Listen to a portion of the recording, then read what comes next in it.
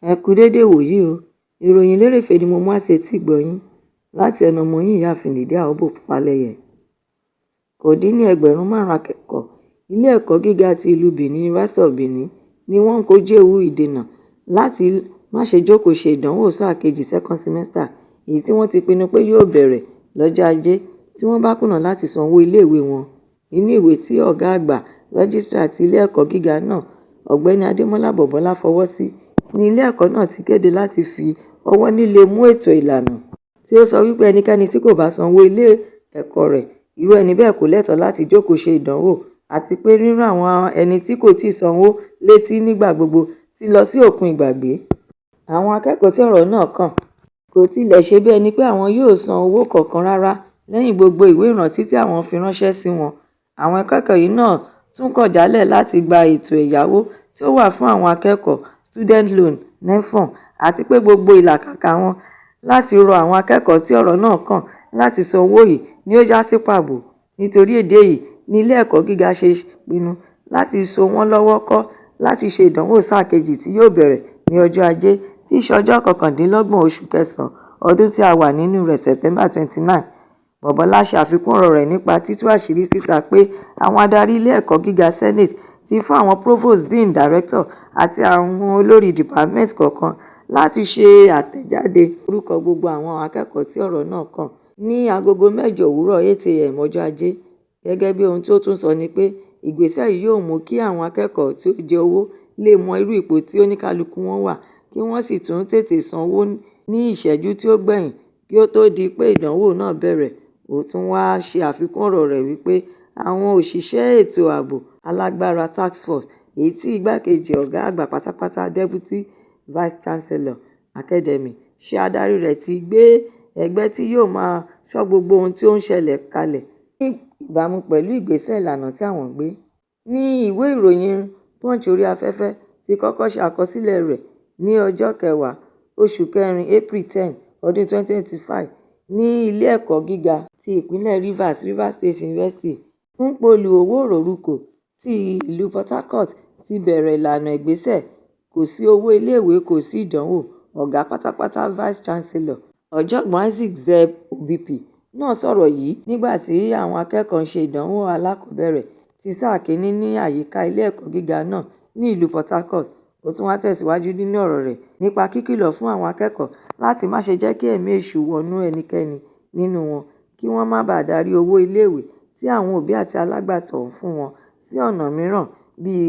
tẹ́tẹ́ títa tàbí àwọn ìwà búburú mìíràn tí ó fi ara pẹ́, kí ó má bàa tún dá kún ìṣòro ayé oníkálukú wọn àti àwọn tí wọ́n ń ṣe agbátẹrù ètò ẹ̀kọ́ wọn. Ẹ̀kúnrẹ́rẹ́ ìròyìn eléyìí náà wà nínú ìwé ìròyìn Punch. Nínú ìwé dandan Enforcement Circular tí akọ̀wé sí ìjọba àpapọ̀ aṣòfin George Akume gbé síta lẹ́nu lọ́lọ́ yìí, èyí tí ó jẹ́ ìtẹ́wọ́gbà láti ṣe àtúnṣe sí bí àwọn agùnbánirọ̀ yóò ṣe máa lọ ṣiṣẹ́ sí ilẹ̀ baba wọn. Nínú èyí tí ó tún wà ní ìbámu pẹ̀lú ìlànà ìgbésẹ̀ yìí tí Ààrẹ Bọ́lá Tinubu ṣe pẹ̀lú Nigeria Education Repository and Data Bank (NED), ni ó ti pọn dandan láti lò fún gbogbo ẹni tí ó bá fẹ́ lọ sin ilẹ̀ baba rẹ̀ àti ẹni tí wọn kò yọ̀ǹda rẹ̀ láti lọ fún ìdí kan tàbí èkejì. Ètò ìlànà ìgbésẹ̀ yìí wà fún oríṣiríṣi nǹkan bíi ṣíṣe àyẹ̀wò fínífíní ìwé ẹ̀rí tí oníkálukú akẹ́kọ̀ọ́ gbà ní ilé ẹ̀kọ́ gíga kówà wọn. Ohun titun kan tí ó tún wà nínú ìlànà tí ìjọba àpapọ̀ gbé kalẹ̀ ni ohun tí akẹ́kọ̀ọ́ gbé jáde nínú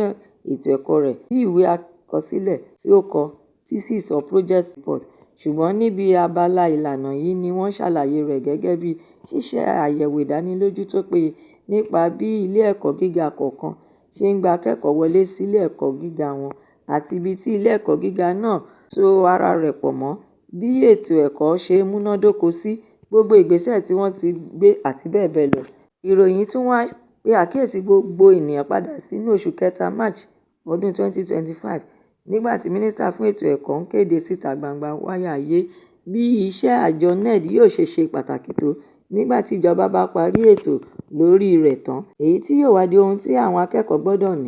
ní orílẹ̀-èdè Nàìjíríà. Ní àfikún, ètò ìgbésẹ̀ ìlànà yìí ni wọn yóò máa lò ní gbogbo ẹ̀ka ètò ẹ̀kọ́ káàkiri orílẹ̀-èdè yìí, àti pé kò yọ ilé ẹ̀kọ́ aládàáni, ológun onímọ̀ ẹ̀rọ ìjìnlẹ̀, àwọn ilé ẹ̀kọ́ elétò ìlera àti bẹ́ẹ̀ bẹ́ẹ̀ lọ sílẹ̀.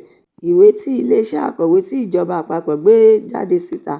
Office of the Secretary to the Government of Federation (SGF), ti wá jẹ́ kí ó di mímọ̀ fún gbogbo ènìyàn wípé